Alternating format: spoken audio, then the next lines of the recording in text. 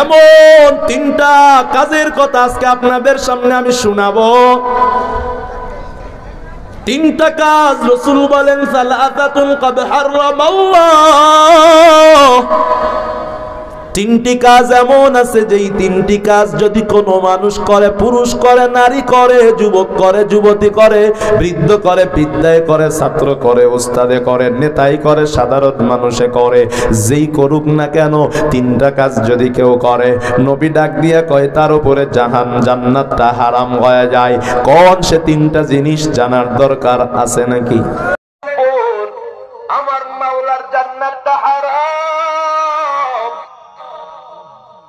আমার রাসূল বলেন নাম্বার 1, এই পাপগুলো আপনারা শুনবেন আর মনে মনে চিন্তা করে দেখেন আমাদের বইলেন সমাজে আছে না নাই। যদি সমাজে এই পাপগুলা থাকে গরম কমবে না রে বাবা। বৃষ্টি হইলে আবার এমন বৃষ্টি হবে যে বৃষ্টিতে ফসল নষ্ট হয়ে যাবে।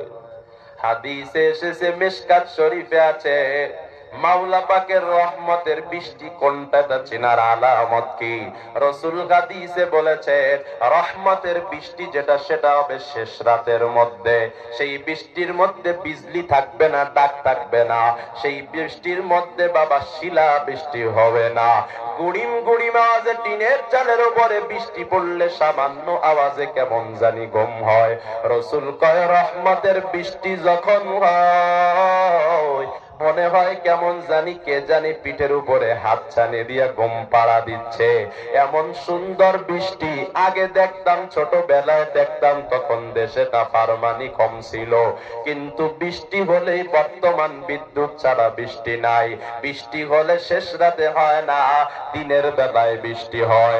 রহমতের বৃষ্টি যেটা হবে সেটা দিনে হবে না, মানুষের কাজে ডিস্টার্ব হবে না। রহমতের বৃষ্টি যেটা হবে শেষ রাতে ঘুমের জন্য আরামদায়ক বৃষ্টি হবে রে বাবা। ওই বৃষ্টিগুলো আজ কেন না? একমাত্র কারণ নাফরমানি। সেই 3 নাফরমানির 1 নাম্বার মায়ার নবী ডাক দিয়া কয় মুদমিনুল খামরি। নাম্বার 1 যারা নেশা করবে, নেশাখোররা, এদের উপরে আবার মাওলার জান্নাত হারাম হয়ে যাবে। নাউজুবিল্লাহ। নেশাখোর আছে নাকি নাই? আমার রাসূল কয় লা তুশরিক বিল্লাহি শাইআ ওয়া ইন কুতিলতা আও হুরুকতা ওয়া লা তাতরুক সালাতান মুতাআম্মিদান ফামান তারাকাহা মুতাআম্মিদান ফাকাদ বারিআত মিনহু যিম্মা ওয়া লা তাশরাবিল খামরা ফাইন্নাহা মিফতাহু কুল্লি শার। নবী কয় আর সাহাবী নেশা করিও না, কারণ এই নেশাই হলো সব পাপ কাজের চাবি। কথা কোন ঠিক না? নেশা এমন জিনিস আমার মালিক কোরআনে ডাক দিয়া কয় ইন্নামা ইউরিদুশ শাইতানু আইয়ুকিআ বাইনাকুমুল আদাওয়াতা ওয়াল বাগদা ফিল খামরি ওয়াল মাইসির ওয়া ইয়াসুদ্দাকুম আন যিকরিল্লাহি ওয়া আনিস সালাহ।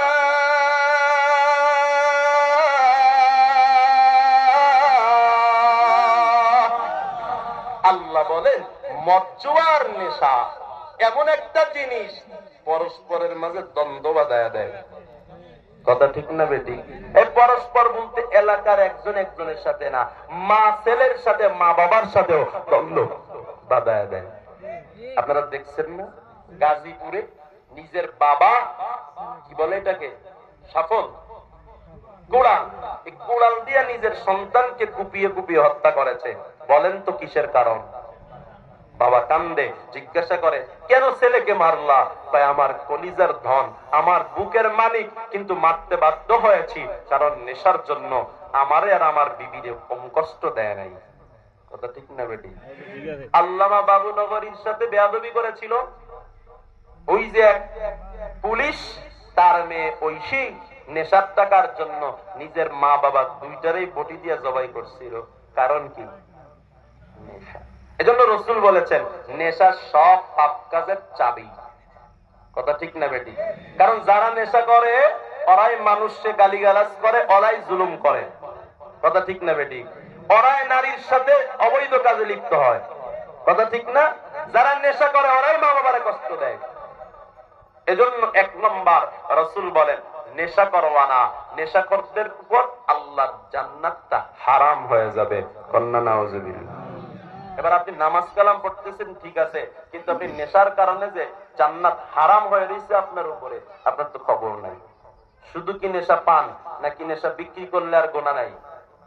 কথা কয় না, নাকি আরো বেশি? আরো বেশি। আজকে দেখলাম খবরে স্বামী পাইকারি গাঁজা কিনে আর স্ত্রী খুচরাই বিক্রি করে। নাউজুবিল্লাহ কয় না? পারিবারিক বিজনেস। কিন্তু অত্যন্ত দুঃখের বিষয়, আমরা মোল্লা মৌলবীরা মাইক ফাটিয়ে নেশার বিরুদ্ধে বয়ান কি কম করি? কথা কয় না? ইমাম সাহেব করে না? সারা বাংলাদেশে করে তো।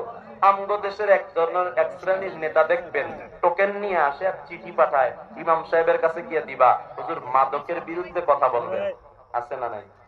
স্টেজে দাঁড়ায়া মাইক নিয়ে বলবে, হুজুরের কাছে অনুরোধ, হুজুর মাদকের বিরুদ্ধে কথা বলবেন। আছে না নাই? ওরে বাপ্পা, এই নেতাই ইমামরে চিঠি দিল নেশার বিরুদ্ধে, মাদকের বিরুদ্ধে বয়ান করবেন, আর রাতের আধারে সেই নেতাই হাদিয়া আদান প্রদানের মাধ্যমে মদের বারগুলোর লাইসেন্স বিক্রি করে থাকে। কথা কোন ঠিক কি ঠিক না? যদি আমার দেশের নেতাগুলো মদের লাইসেন্স বিক্রি বন্ধ না করে, মোল্লাদের পান কিয়ামত পর্যন্ত চললেও লাইসেন্স বিক্রি বন্ধ না হয়, বাংলার জমিন থেকে নেশা বন্ধ করা সম্ভব নয়। ঠিক না? ওদেরকে যদি বলা হয় নেশা খাও, বার বসাইছো, ভয় লাগে না? কি লাইসেন্স আছে? তোর বাপে আইসা লাইসেন্স দিয়ে গেছে। কথা কয় না? ওই বাপগুলোরে চিনা দরকার। ওই বাপদের বিচার করতে হবে, করতে না পারলে পাবলিকের হাতে ছেড়ে দেন, সাধারণ তাওহীদি জনতা ওদেরকে দেখে নিবে।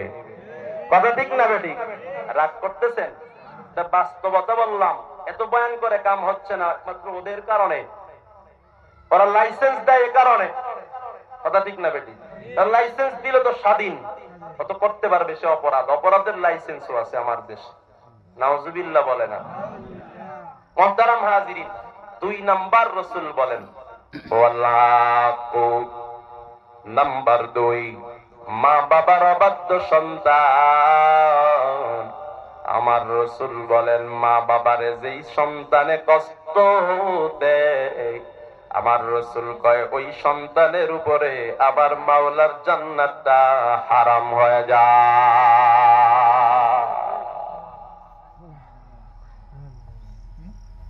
নেশার পাপ বর্তমান সমাজে আছে না নাই? শুধু কি ব্যক্তিগত ভাবে আছে নাকি রাষ্ট্রীয় ভাবে আছে? রাষ্ট্রীয় ভাবে লাইসেন্স দেওয়া মানে রাষ্ট্রীয় ভাবে এই নেশার গুনাহটা করা হয়। কথা কোন ঠিক কিনা? মা বাবার অবাধ্যতা সেটাও সমাজে অভাব নয়। নাম্বার 3, আমার আপনার মায়ার নবী ডাক দিয়া কয় ওয়াত্তায়ুস আল্লাযী ইউকিল্লু ফি আহলিহিল খুবুস। ওই ধরনের মহিলা, সেই মহিলাগুলা নাফরমানির জন্য যুবকদেরকে ডাকতে থাকে, আয় আয় আয়, আমার চেহারাটা দেখ কতটা সুন্দর, আমার চুলটা দেখ কতটা সুন্দর, আমার গানটা শুনে দেখ কতটা সুন্দর, কত চমৎকার আমার কণ্ঠ। চমৎকার কণ্ঠ দিয়া মানুষদেরকে গান শোনাইয়া অসংখ্য নারী পুরুষ যুবক যুবতীদেরকে ধ্বংস করার পর আবার সংসদ ভবনে গিয়া সিয়াসিত্তার হাদিস শোনায়। আছে না না?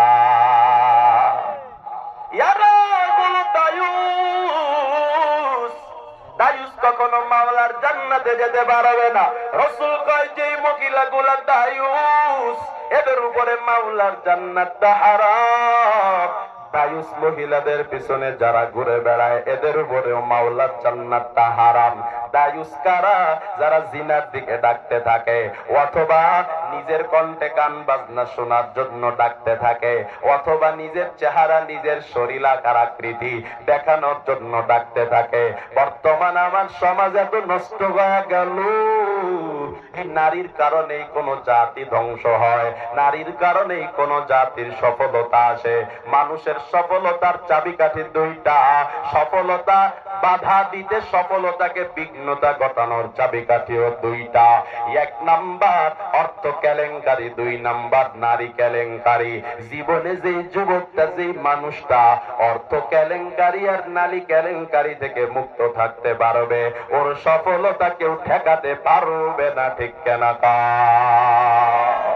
অর্থের পিছনে যে পড়েছে, অবৈধ নারীর পেছনে যে পড়েছে, এই দুইটার পিছনে যে পড়ে, তার জীবন শেষ, যৌবন শেষ, অর্থ শেষ, টাকা পয়সা শেষ, সম্মান শেষ, সব শেষ। কথা কন ঠিক কেনা? মুহতারাম নাযিরিন, এ নবীর উম্মতের দল, আমার নবী কয় দায়ুস মহিলা যারা যুবকদেরকে, মানুষদেরকে নাফরমানির দিকে ডাকতে থাকে, কেমনে ডাকে দেখেন না? ওই যে সাইনবোর্ড দেখবেন রাস্তায়, সেখানে নারীর অ্যাড দেওয়া, ওই ছবিটা মানুষদেরকে নাফরমানির দিকে ডাকতেছে। মোবাইল খুলবেন, ইমুতে যাবেন, বেগানা নারীর ছবি পাবেন। ফেসবুকে যাবেন, মেসেঞ্জারে যাবেন, বেগানা নারীর ছবি পাবেন। গুগলে যাবেন, বেগানা নারীর ছবি পাবেন, ভিডিও পাবেন। আজকে নারীকে কতটা সস্তা বানায় দেওয়া হইল। অথচ আল্লাহর বিধান ছিল একটা নারীকে দেখতে হলে তারে বিয়ে করা লাগবে, তার মোহর আদায় করার পর তারপর তার চেহারাটা দেখা লাগবে, তারপর তাকে দেখা জায়েজ হবে। কিন্তু নারীবাদীরা আমার মা বোনদেরকে সস্তা বানায় ফেললো। যে যাকে ইচ্ছা যখন তখন দেখতে পায়। আর দামি জিনিস সবাই খোলা বাজারে দেখতে পায় না। দামি জিনিস দেখতে গেলে শোকেস থেকে বের করতে হয়। ঠিক না? আরে নবীর উম্মতের দল, সমাজটা বর্তমান এমন খারাপ হয়ে গেল, যুবকদেরকে কি দোষ দিব? চতুর্দিকে নারীর ফিতনা। যুবকরা ভালো থাকবে কেমনে?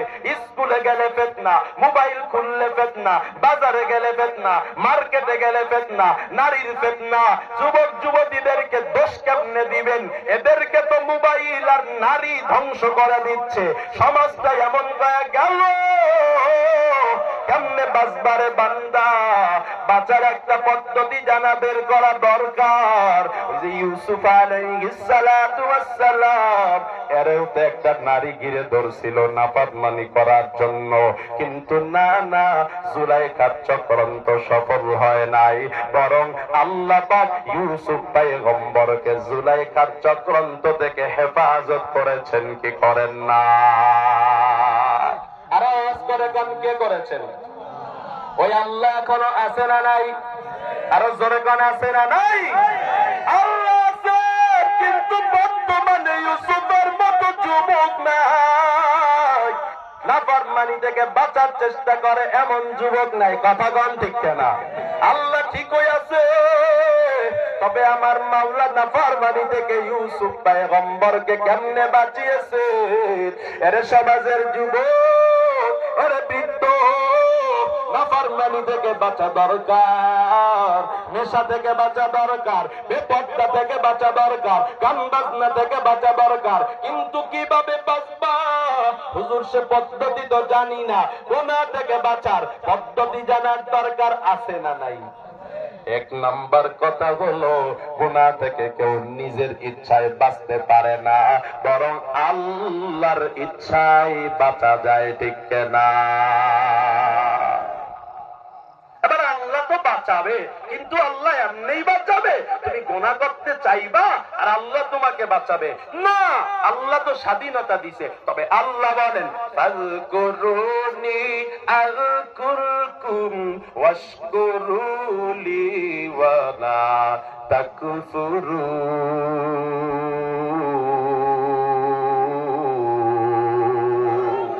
আল্লাহ কয়, আমি আল্লাহরে স্মরণ করে দেখ না, আমি আল্লাহ তোরে স্মরণ করব। সুবহানাল্লাহ কয় না? আর যারা মহব্বতে করেন আল্লাহু আকবার। আল্লাহ কি কয়? আমি আল্লাহরে স্মরণ করে দেখ না, আমি আল্লাহ তোরে স্মরণ করব। আল্লামা জুলফিকার আলী নকশবন্দি করেন, এর ব্যাখ্যা করে উনি বলেন, 8 জায়গায় যদি কোনো মানুষ আল্লাহরে স্মরণ করে, 8টা স্থানে আল্লাহ আল্লাহর বান্দারে স্মরণ করে। কয় স্থান? 8 স্থান।